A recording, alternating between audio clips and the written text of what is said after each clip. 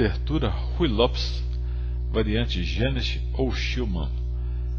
Após E4, E5, cavalo F3, cavalo C6, bispo B5, F5, entramos na variante Schulman ou Genest da abertura Ruy Lopes.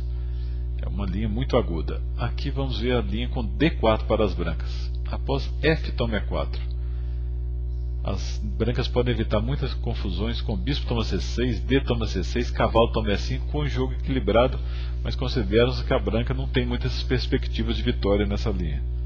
E após cavalo toma E5, cavalo toma E5, D toma E5, C6, o mais preciso aqui é bispo E2, mas na partida Kolmov-Bronstein, as brancas jogaram bispo C4.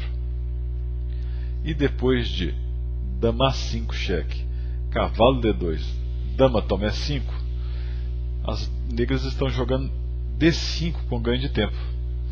A ideia do Kolmov era bispo toma G8 sem perder tempo, torre toma G8, mas se herderam o par de bispos. Depois de dama E2, D5, F3, reparem agora a rapidez do desenvolvimento das negras. Bispo E6, F toma E4, roque grande, roque pequeno, bispo C5 cheque, rei H1, torre de Gf8, colocou todas as suas peças em jogo e ainda deixou as brancas com problemas na ala da dama. O Kolmov, para agilizar isso, resolveu entregar um peão jogando cavalo F3. E depois de dama toma E4, tentou ainda evitar a troca de damas com dama E1. Depois de dama toma E1, torre toma E1, ficou uma luta de par de bispos contra bispo e cavalo. Não é aula de abertura, mas o show do Bronstein aqui vale a pena mostrar. As brancas jogam contra o bispo de C1, da mesma cor do bispo preto de C5, e a restrição do cavalo e do rei.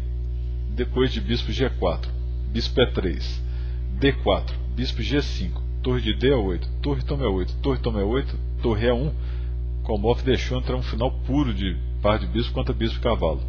Torre toma E1, cavalo toma E1, rei D7, nessa centralização do rei.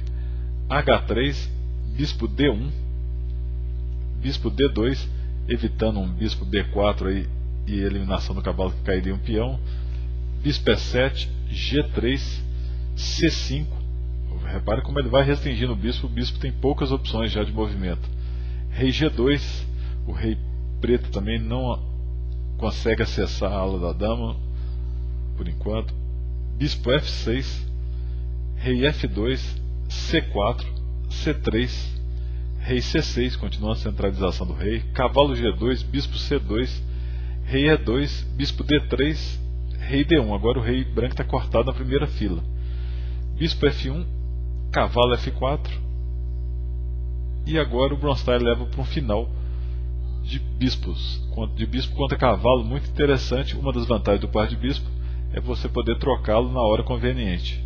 D toma C3, bispo toma C3, bispo toma bispo, B toma C3, G5, cavalo E6 atacando o peão de G5, H6, H4, continua a centralização do rei, o rei está muito melhor o preto, rei D5, cavalo D8, G toma H4, G toma H4, B6, cavalo F7, bispo H3.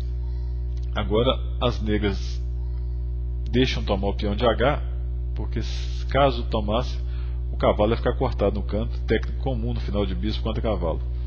Rei D2, bispo E6, cavalo H6, rei E4, rei E2, B5, A3, A5, e as brancas abandonaram. O cavalo não pode fazer lance, e se o rei fizer lance, o rei negro penetra na posição,